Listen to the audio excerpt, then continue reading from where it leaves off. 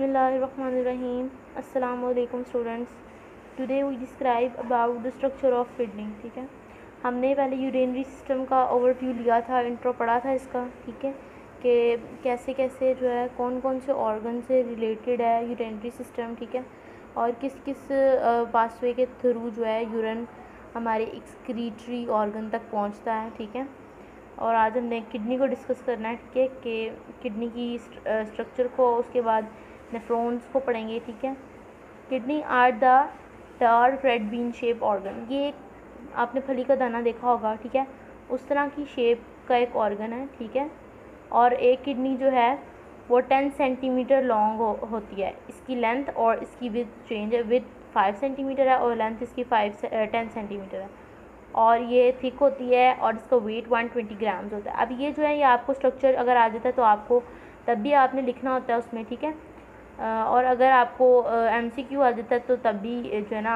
आपको आसानी होगी इसको हल करने में। तो आपको ये MCQ के बारे से भी याद रखना है। ठीक है, they are placed against the back wall of abdominal cavity just below the diaphragm. ठीक है, डायफ्राम से बिल्कुल नीचे जहाँ पे एब्डोमिनल कैविटी होती है, जहाँ पे वो खाली जगह है, वहाँ पे उसी जगह पे उसी वर्टिबल कॉलम की साइड पे ये पाया जाता है। ठीक है, जो और हमारे जो रिब्स हैं जो हमने पढ़े थे स्टार्ट में, उसके अंदर 24 जो हमने पढ़े थे टोटल रिब्स, और 12 पेयर्स होते हैं उसके। ठीक है, इसके अंदर उन्होंने बताया कि जो लास्ट 2 रिब्स है ना वो करते हैं इसको प्रोटेक्ट, इस किडनी को, इस ऑर्गन को। ठीक है, उसके बाद जो लेफ़्ट किडनी है उन्होंने बताया गया कि वो बड़ी है as compare to right one. ठीक है,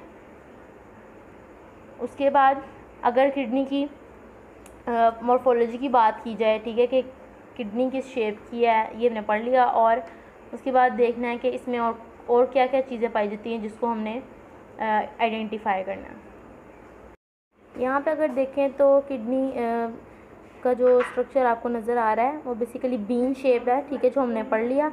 और अगर लेंथ की बात की जाए तो इसके अंदर लेंथ की बात की जाए तो 10 सेंटीमीटर है, और हमने 5 सेंटीमीटर इसकी विड्थ के बारे में पढ़ा है, और इसका जो वेट है वो 120 ग्राम्स है। ठीक है, और ये जो आपको साइड पे बीन शेप्स नज़र आ रही हैं जो जिसको हाईलाइट किया गया पेंसिल के साथ। ठीक है, तो ये बेसिकली नेफ्रॉन्स हैं आपके। ठीक है, और इनकी जो वेन्स हैं वो कनेक्टेड हैं रेनल आर्टरी और रेनल वेन के साथ। ठीक है, और उसके बाद ये जो आपको नज़र आ रहा है रेनल पेल्विस। ठीक है, इसकी जो स्ट्रक्चर है, इसके अंदर जो डिफरेंट पार्ट्स हैं उसको आइडेंटिफाई करना ज़रूरी है इसके स्ट्रक्चर को पढ़ने के लिए। और उसके बाद ये जो ऊपर वाली साइड है यानी कि जो कनकेव साइड से बैकवर्ड है वो है रेनल कॉर्टेक्स। ठीक है, और ये जो नेफ्रॉन्स के मिड में जगह है ये रेनल मेड्यूला है। ठीक है, और ये जो हमने ये बीन शेप स्ट्रक्चर से बने हैं पेटल लाइक अंदर जो स्ट्रक्चर बना हुआ है वो रेनल पैरामिड्स हैं। ठीक है, now we discuss detail about the kidney. Concave side, the concave side of the kidney faces vertebral column. ठीक है, वर्टिबल कॉलम के बिल्कुल सामने साथ ही है ना, ये इस वजह से ये इसको फेस करती है। ठीक है, और उसी जो पोर्शन है जो इस तरफ होता है, जो ये अंदर वाली साइड है कनकेव साइड, इसको फेस करता है। Basically this one portion identify about the concave side of the kidney. ठीक है, जो फेस करती है वर्टिबल कॉलम को। उसके बाद there is a depression called hilus. अब जो ये अंदर वाला पोर्शन है जिसको डिप्रेशन का नाम दिया गया उसको बेसिकली हीलस बोला गया। ठीक है, और उसके बाद near the centre of the concave area of the kidney, this the area of the kidney through which ureter leaves the kidney and the other structure included blood vessel and lymphatic vessels and nerve enter and leave the kidney। अब इसकी बात की गई है इस ureter की। कह रहा है कि ये हीलस जो है, ये जो डिप्रेशन वाली जगह है, ये एक ऐसा पोर्शन है जिसके ज़रिए जो है यूरेटर इधर इस ऑर्गन से जो है ना एक्सपेल करता है, बाहर की तरफ जाता है और दूसरी वेन्स के साथ कनेक्ट करता है। ठीक है, और किडनी को लीव करता है। उसके बाद longitudinal side of the kidney show 2 region. अब ये जो लॉन्गिट्यूडनल साइड बनी हुई किडनी की, अब इसके बारे में, इसके पोर्शंस के बारे में डिस्कस किया गया है। The longitudinal section of the kidney shows two region, renal cortex and the outer part of the kidney, and it is a dark red in color. ठीक है, अब इसका बताया गया कि ये डार्क रेड कलर की, ये आउटर वाली की बात हो रही है, ठीक है, जिसको हमने रेनल कॉर्टेक्स का नाम दिया है, ठीक है, इस पोर्शन की बात हो रही है. Renal medulla is the inner part of the kidney and is a pale red in colour. वो डार्क रेड था जो रेनल कॉर्टेक्स था, ठीक है, जो आउटर था. अब जो इनर है उसके बारे में पढ़ेंगे, रेनल मेडुला के बारे में. अब रेनल मेडुला जो है वो क्या, पेल रेड कलर, पेलिश जो है ना वो इसकी कलर टेक्सचर है. Renal medulla is a part of the kidney that is pale red in color. The renal medulla consists of the several cone shaped area called renal pyramids. अब ये जो cone shaped बनी हुई हैं, ठीक है, इस पोर्शन को हम बोलेंगे renal pyramids, ठीक है. और आपको ये याद रखना है हमेशा कि जैसे हम लोग जानते हैं कि हार्ट से रिलेटेड जो भी चीज़ होती है, डिजीज़ होती है या कोई वेन होती है, उसके साथ हम लगाते हैं कार्डिक, ठीक है, जैसे कार्डिक टिश्यू, ठीक है, कार्डियोवस्कुलर डिसऑर्डर, ठीक है. ऐसे ही किडनी के साथ जो रिलेट करती हैं चीज़ें, उनको हम उनके साथ रेनल लगाते हैं, ठीक है. रेनल वर्ड यूज, जैसे renal artery, renal disorder, renal vein, ठीक है. उसके बाद अब जो हमने ये पढ़ा है, renal medulla, renal pyramid, renal cortex, ठीक है. Renal pyramid project in the funnel shape cavity, funnel shape cavity, it is called renal pelvis. अब जो ये फनल शेप कैविटी बनी हुई है, इसको रेनल पेल्विस का नाम दिया गया, ठीक है, ये चीज़. उसके बाद which is based on ureter, क्योंकि यूरिटर पे बेस्ड करती है, बिकॉज यहाँ से जो कनेक्टेड एरिया है यूरिटर का, यहाँ से सारा इकट्ठा होकर यहाँ से एक्सपेल कर रहा है, बाहर की तरफ जा रहा है, ठीक है. इसी के साथ ये वाला जो स्ट्रक्चर है ये ख़त्म होता है. आगे हमने now we discuss about the structure of nephron and the functions of nephron, कि नेफ्रॉन क्या है और how it is work and what is a important part and the function of nephron about the kidney. Nephron के structure को discuss करने से पहले इसकी डायग्राम देख लें और इसको एक दफ़ा थ्रू आउट देख लेते हैं. उसके बाद हमें इसको लर्न करना आसान होगा और समझना भी आसान होगा, ठीक है. सबसे पहले तो ये स्ट्रक्चर स्टार्ट होता है जैसे किसी स्नेक का जो है फर्स्ट कैविटी, जो माउथ कैविटी है. अब देखें तो यहाँ से जो ये स्ट्रक्चर स्टार्ट हो रहा है, अब ये जिसके अंदर ये जो गुच्छा नुमा साख्त है, ठीक है, इसके अंदर ये एक वो बना हुआ है जैसे क्लस्टर सा, ठीक है, वेन्स का क्लस्टर जैसे बना होता है, इसको ग्लोमेरुलस बोलते हैं, ठीक है. क्या बोलते हैं? ग्लोमेरुलस. अब जो इसके अंदर जिससे इसको कवर किया गया, जिससे इसको कैच किया गया, उसको हम बोलते हैं बोमेन कैप्सूल, ठीक है. उसके बाद ये आगे ट्यूब जाती है, ठीक है, तो इस ट्यूब को हम जो थ्रू आउट आगे जा रही है, इसको हमने बोलना है प्रॉक्सिमल कॉन्वोल्यूटेड ट्यूब्यूल, ठीक है, प्रॉक्सिमल कॉन्वोल्यूटेड ट्यूब्यूल. अब ये थ्रू आउट आगे जाती है, ठीक है, इसके ज़रिए से ही सारा प्रोसेस जो है थ्रू आउट चलता जाता है.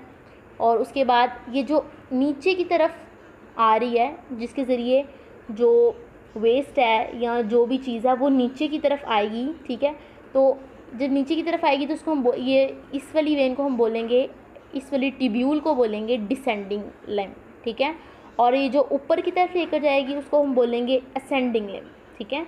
एक है डिसेंडिंग लिम्ब जो कि नीचे की तरफ आती है. आपको इस एरो से जो है ना, ये जो एरो इधर मार्क की गई है, इससे आपको ये ना याद रहेगा कि जो नीचे की तरफ आ रही है उसको हमने डिसेंडिंग लिम्ब का नाम दिया है, और जो ऊपर की तरफ जा रही है उसको असेंडिंग लिम्ब का.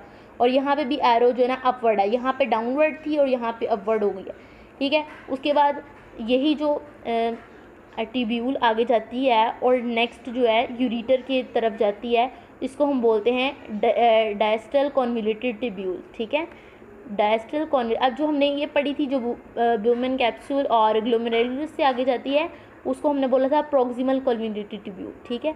अब नेक्स्ट जो आगे जा रही है उसको हम बोलेंगे डायस्टल कॉन्वोल्यूटेड ट्यूब्यूल, ठीक है. नेक्स्ट ये आगे यूरिटर में जाती है.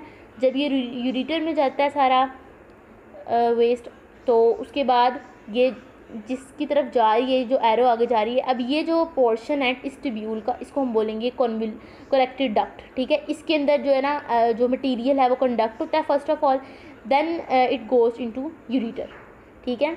और इसमें ये जो ऊपर वाला सारा स्ट्रक्चर बताया गया, इसके अंदर रेनल पिरामिड है जो हमने पहले किडनी के स्ट्रक्चर में पढ़ चुके हैं, ठीक है।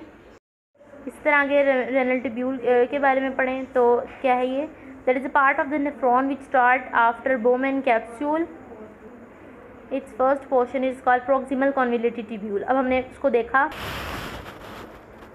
कि जो रेनल प्रॉक्सिमल कॉन्वोल्यूटेड ट्यूब्यूल है ये ग्लोमेरुलस और बोमेन कैप्सूल से आगे जाने वाली जो ट्यूब्यूल है, ट्यूबुलर स्ट्रक्चर है, जो प्राइमरी स्ट्रक्चर है, जो अर्लियर स्ट्रक्चर है वो है प्रॉक्सिमल कॉन्वोल्यूटेड ट्यूब्यूल। इसके बारे में पढ़े, the renal tubule is a part of the nephron which starts after the Bowman capsule, it's first portion is called proximal convoluted tubule. Next portion is U-shaped and that is called the loop of the Henle. Loop of Henle, the first portion of renal tubule, it is called distal convoluted tubule. अब ये इसके आगे वाले जो portion है जो proximal convoluted tubules हैं, first of all loop of Henle and then distal convoluted tubule. अब आगे distal convoluted tubule के बारे में पढ़ें तो distal convoluted tubule of many nephrons open the single collective duct. Many collecting ducts join together to form of the several hundred papillary ducts which is drained into the renal pelvis. कह रहा है कि डायस्टल convoluted tubule से आगे जो tubule जाने वाली जो सिंगल ट्यूब्यूल है जिसको हमने पढ़ा कि वो कलेक्टिंग डक्ट है, जिसके अंदर जो वेस्ट है वो कलेक्ट होता है फर्स्ट ऑफ ऑल, ठीक है। वो क्या करती है, वो सारी उसको कलेक्टिंग डक्ट्स को ज्वाइन करती है और एक बनाती है, ज्वाइन करके डक्ट बनाती है जिसको पैपिलरी डक्ट बोला गया, और वो ड्रेन्ड होती है और एक्सपेल करती है अपने अंदर से जो मटीरियल किसके अंदर, रेनल पेल्विस के अंदर। Now we thoroughly discuss about the nephrons, ठीक है, इसको thoroughly read कर लेते हैं। The functional unit of kidney it is called nephron. Basically जैसे हम लोगों ने पढ़ा हुआ है डिफरेंट ऑर्गन्स का एक स्ट्रक्चरल यूनिट होता है, एक सब यूनिट होता है। जैसे कि अगर हम पढ़ें इसके बारे में पढ़ते हैं ऑर्गन्स के बारे में या टिश्यूज़ के बारे में, ठीक है, तो इसका जो स्ट्रक्चरल यूनिट है और फंक्शनल यूनिट है वो क्या है, सेल, ठीक है। ये सेल पे बेस्ड करता है, सेल की फॉर्मेशन से, यानी कि सेल जो है डिफरेंट सेल कनेक्ट होते थे, ठीक है, बाइंड करते थे, उसके बाद जो है ना वो ऑर्गन कंप्लीट होता था। अब इसी तरह अगर बात की जाए किडनी की तो नेफ्रॉन इनका स्ट्रक्चरल यूनिट है, ठीक है। डिफरेंट सारे नेफ्रॉन्स मिलते हैं, बाइंड करते हैं तो किडनी बनती है। There is over 1 million of nephron in each kidney, ठीक है। एक किडनी के अंदर मिलियन से ऊपर जो है ना क्वांटिटी में होते हैं नेफ्रॉन्स। और there are 2 part of nephrons, nephrons के 2 पार्ट हैं, renal corpuscle and renal tubule. अब हमने पहले भी आगे पढ़ा कि रेनल उन सब चीज़ों के साथ आएगा, चाहे वो डिसऑर्डर हों, चाहे वो ऑर्गन्स हों, चाहे वो पार्ट्स हों, कि रेनल उनके साथ आएगा जो किडनी से रिलेटेड होंगी, ठीक है। फर्स्ट ऑफ ऑल हम लोगों ने पढ़ना है रेनल कॉर्पसल के बारे में, जो हमने इसका स्ट्रक्चर देखा। Renal corpuscle is not a tubular and has 2 part की ट्यूब्यूलर स्ट्रक्चर नहीं है, ठीक है, और टैबुलर स्ट्रक्चर नहीं है, और ना ही इसकी आगे ट्यूब जो जाती है, लेकिन इसकी जो पार्ट है या इसके आगे एग्जाम्पल जो दी है वो ग्लोमेरुलस है और बोमेन कैप्सूल है, ठीक है, जिसको हमने पढ़ा। अब जो ग्लोमेरुलस है वो हमने देखा कि वो किस शेप में है, वो जैसे वेन्स का जो क्लस्टर है उसको बाइंड करके किसी ऑर्गन के अंदर जो है उसको कैप्चर किया हुआ है। जैसे कि जो अंदर वाली क्लस्टर है उसको बोला गया ग्लोमेरुलस, नेटवर्क जो बनाया गया कैपिलरीज का, और जो बोमेन कैप्सूल है वो उसके अंदर जो है उसको इंजेस्ट किया गया। ग्लोमेरुलस क्या है, is a network of capillary wall, the Bowman capsule is a cup shaped structure that is enclosed in glomerulus.